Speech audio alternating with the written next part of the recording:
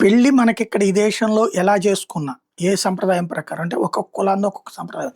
ఒకళ్ళకి సింగిల్ తాళి ఉంటది. అంటే ఏదైతే సూత్రం ఉంటదో ఒకళ్ళకి 2 ఉంటాయి, ఒకళ్ళకి 3 ఉంటాయి, ఇంకొకళ్ళకి ఇంకో రకం ఉంటది.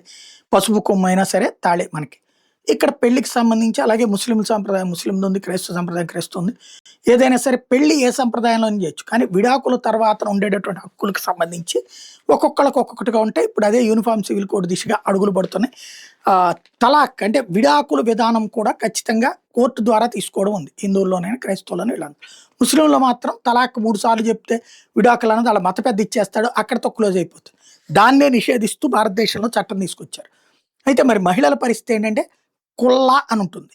మహిళ కూడా తన భర్త తనకు నచ్చకపోతే చేయొచ్చు. కానీ ముస్లింల్లో అది అమలు కానీయకుండా చూస్తుంటారు మత పెద్దలు. ఇప్పుడు పాకిస్తాన్ సుప్రీం కోర్టు అక్కడ మహిళలకి ఈ కుల్లా హక్కుని గుర్తు చేసింది, ఇచ్చింది. మహిళల హక్కుల విషయంలో పాకిస్తాన్ సుప్రీంకోర్టు ఇచ్చింది. ఇది సంచలనాత్మకమైనటువంటి తీర్పే. ఇస్లామిక్ ధర్మంలో కులా అనేది ఒక భాగం. పురుషులకి తలాక్ హక్కు ఉన్నట్టుగానే మహిళలకు కూడా అది ఉందని తేల్చి చెప్పింది.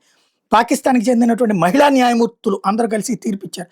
జస్టిస్ ఆయేషా ఎం మాలిక్, జస్టిస్ నయీం ఆఫ్ఘాన్లతో కూడిన ధర్మాసనం ఇచ్చిన తీర్పు ఇది. వెబ్సైట్లో తాజాగా పొందుపరచడంతో బయటకు వచ్చింది. ఓ మహిళ, ముస్లిం మహిళ ఇంకొక అబ్బాయితో పెళ్లి చేసుకుంది.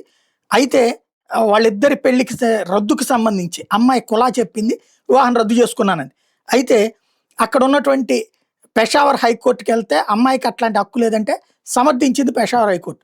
వివాహాన్ని ఏకపక్షంగా రద్దు చేసుకోవడం కుదరదని, అందుకు భర్త అంగీకారం తప్పనిసరిగా ఉండాలని.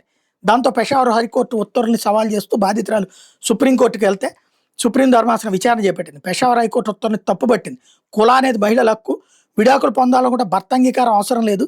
ఎందుకంటే హింసించేవాడే భర్త అయినప్పుడు మానసికంగా హింసించినా కూడా నేరమే, శారీరకంగా హింసిస్తే మాత్రమే కాదు కులా తీసుకోవచ్చు, మహిళకి ఆ హక్కు ఉందని తేల్చి చెప్పింది.